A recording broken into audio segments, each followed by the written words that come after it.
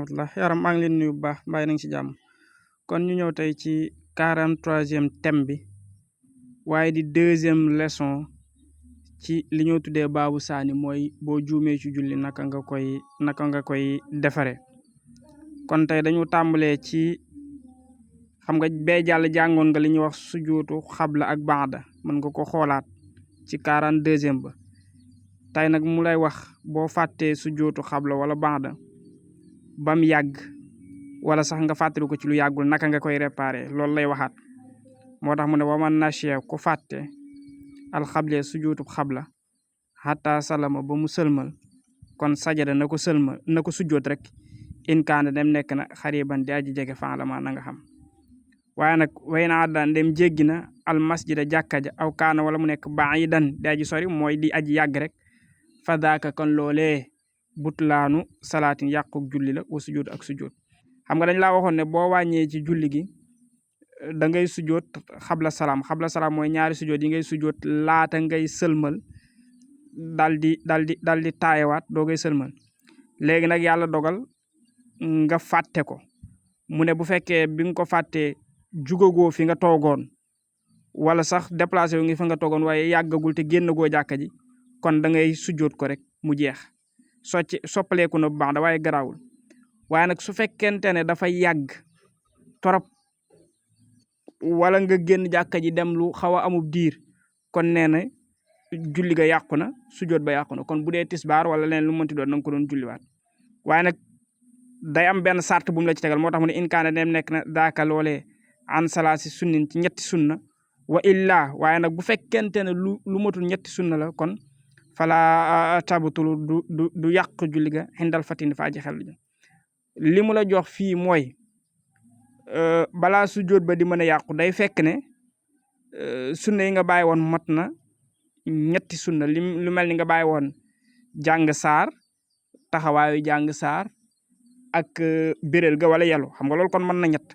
waaye nag bu fekkonte ne da ngaa bàyyi taaya rek nga xam ne taaya jeeg toogaay bi rek nga bàyyi motul ñett kon loolu du yàq julli ga lu mat a bàyyi xel la waaw loolu lu mat a bàyyi xel la léegi nag kon mu ñëw ci waman nasiya ku fàtte al baadiya sujootu baada kon fal yasjud na ko sujoot walaw min baadi awaamin donte sax dafa nekk ci ay at yu baree bari junni at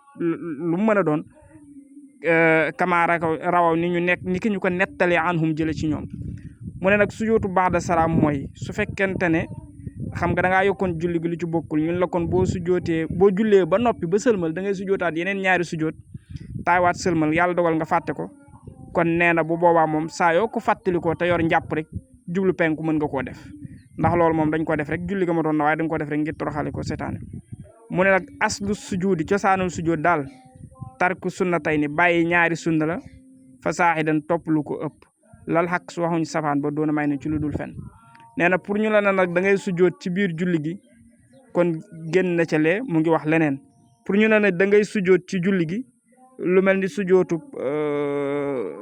xabla salaam day fekk nga wàññi ci julli gi lu mat ñaari sunna xëy na dina am foo xam ne benn sunna mën nga cee sujoot waaye loolu bëriwut benn kese la dinañ ko leeral te it farata ku ko wàññi ci julli doo ko sujootal ngëneel it moom kenn du ko sujootal kon loolu lu mat a bàyyi xel la kon fii ci bind bi ci topp bu ñëwee day wax ci farata moo tax sax mën naa ko waxal benn mu ne amal faraidu ndaal farata falay sa tujbaru def ko defare illaa bi ittiyaani ndara dul ci dikke bi xaa ci moom is tuskar ba nga xam def na ko fàttaliku dañ wax ne farata moom soo ko bàyyee moo xam fatiha la kon comme ni nga ko xamee wala ab rukon wala yu demee noonu doo ko sujootal faw rek